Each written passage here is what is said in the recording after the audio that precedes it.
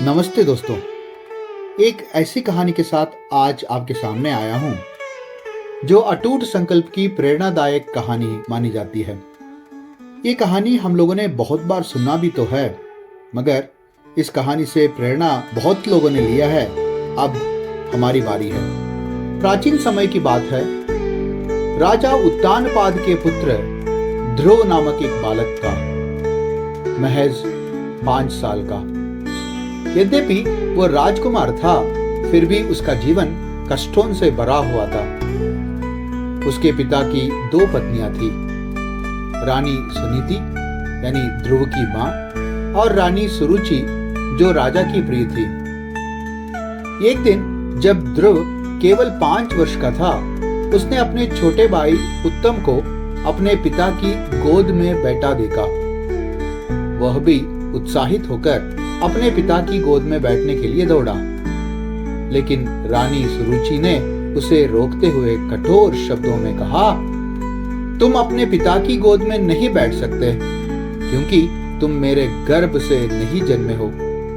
यदि तुम वास्तव में ऐसा स्थान प्राप्त चाहते हो, तो भगवान विष्णु की आराधना करो और अगले जन्म में मेरे पुत्र के रूप में जन्म लो। यह सुनकर ध्रुव का हृदय बहुत आहत हुआ। वह रोता हुआ अपनी मां सुनीति के पास गया। मां ने उसे प्रेम पूर्वक समझाया, पुत्र, दुखी मत हो।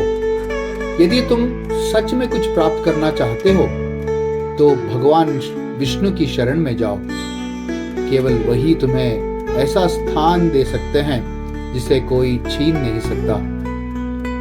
अपनी मां के शब्दों से प्रेरित होकर ध्रुव ने जंगल की ओर प्रस्थान किया, ताकि वे भगवान विष्णु की तपस्या कर सकें।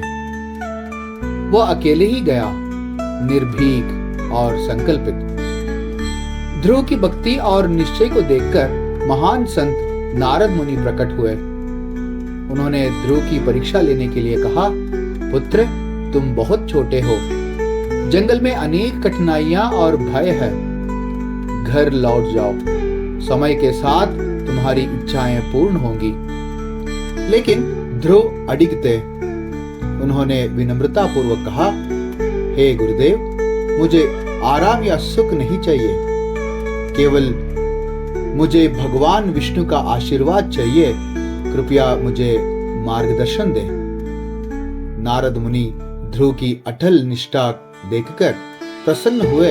उन्होंने उन्हें एक शक्तिशाली मंत्र जपने को कहा। वह मंत्र था, ओम नमो भगवते वासुदेवाय। ध्रुव ने गहरे ध्यान में बैठकर इस मंत्र का जाप किया। उन्होंने भोजन और जल का त्याग कर दिया और केवल भगवान विष्णु की आराधना में लीन हो गए। उनकी तपस्या इतनी कठोर थी कि देवता भी चकित हो गए। पूरी पृथ्वी कांपने लगी और स्वर्ग में हलचल मच गई। 6 महीने की कठिन तपस्या के बाद महज 5 साल का बालक भगवान विष्णु को प्रसन्न कर पाए। भगवान विष्णु स्वयं ध्रुव के सामने प्रकट हुए। ध्रुव ने अपनी आंखें खोली और श्रद्धा से प्रणाम किया। भगवान विष्णु ने मुस्कुराते हुए कहा, वत्स, मैं तुम्हारी भक्ति से प्रसन्न हूं। जो चाहो वरदान मांग लो। ध्रुव, जो पहले अपने पिता की गोद का स्थान पाने के लिए निकला था, अब पूरी तरह से बदल चुका था। उसकी आंखों में आंसू थे। उसने विनम्रता से कहा, हे प्रभु, अब मुझे किसी सांसारिक वस्तु की इच्छा नहीं है। मुझे केवल आपकी भक्ति का आशीर्वाद चाहिए। भगवान विष्णु ध्रुव की निस्वार्थ भावना से अत्यंत प्रसन्न हुए और उन्होंने उसे ब्रह्मांड में सबसे ऊंचा स्थान दिया। ध्रुव को आकाश में अमर स्थान प्राप्त हुआ, जहां वह ध्रुव तारा यानी पोलर स्टार के रूप में अनंत काल तक चमकता रहा। इस कहानी से हम कुछ शिक्षा तो लेते ही हैं, उसके साथ साथ कुछ ऐसी सीख भी लेते हैं जो हमें जीवन में बहुत उपयोगी सिद्ध हो सकता है। ध्रुव की कथा हमें यह सिखाती है कि संकल्प और परिश्रम से सफलता मिलती है। एक छोटे बालक के दृढ़ निश्चय ने उसे असंभव को भी संभव बना दिया। कठिनाइयां हमारी परीक्षा लेती हैं। यदि ध्रुव ने हार मान ली होती तो वह अपने लक्ष्य तक नहीं पहुंच पाता। सच्ची सफलता आत्मिक होती है। शुरुआत में ध्रुव को सांसारिक सम्मान चाहिए था, लेकिन अंत में उसने भगवान की भक्ति को ही सबसे बड़ा आशीर्वाद माना। ध्रुव की तरह यदि हम अपने लक्ष्य पर अडिग रहें, मेहनत करें और विनम्र बने, तो हम भी सफलता की ऊंचाइयों को छू सकते हैं।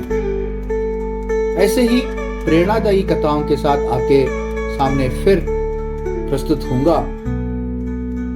अगर आपने अभी तक मेरे चैनल को सब्सक्राइब नहीं किया है तो कृपया कीजिए। अगर यह कहानी पसंद आई हो तो दूसरों को भी सुनाइए और उन्हें भी सब्सक्राइब करने की प्रेरणा दीजिए। अगली कहानी के साथ फिर मिलेंगे। धन्यवाद।